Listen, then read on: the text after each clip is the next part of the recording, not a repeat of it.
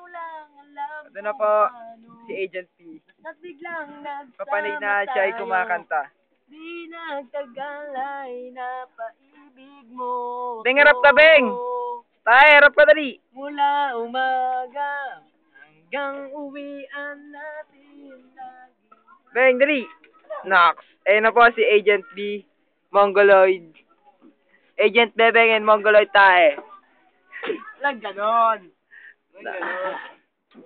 Si Agent P, Panghe.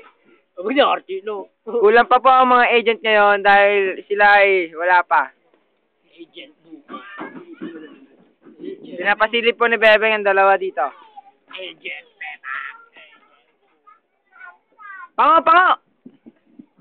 Ang laki po ng ilong ni Brian dahil hindi nila kayang tanggapin. Ang ilong nila ay malaki. Yari sa atin lahat. Beng, harap ka, Beng! Ilang santo lang. Nox, pogi ni Bebeng! Nandito po kami sa Ubo. Ito ay aming tambayan. Nakikitira ang babae. Biglang nasa mata. Di nagtagal ay napaibig. Tawa po ng tawa si Bebeng Mongoloid. Mula umaga. Ayan na po si Agent P. Ito na po si Agent P dahil siya ay malaki ang bukol kaya tinawag na Agent P. Di, orsin mo lang. Ayan po, Agent P.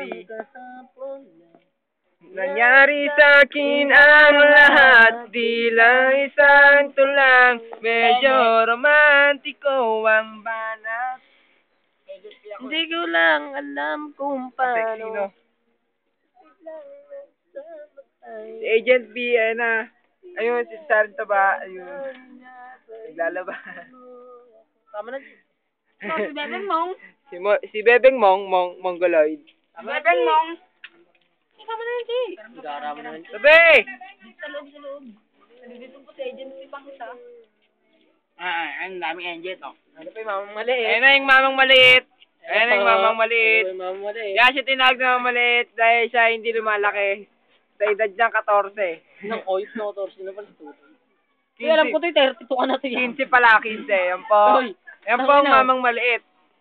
Ala, wala 15 ka na. Tuyos na Ayun si Menchon. Ang pangalan ay Menchon. Mencho. Brian Pango! Ito dito, Brian Pango! Sila isang Ito lang, medyo romantiko Panatag, ang distance pa. banat. Sige lang.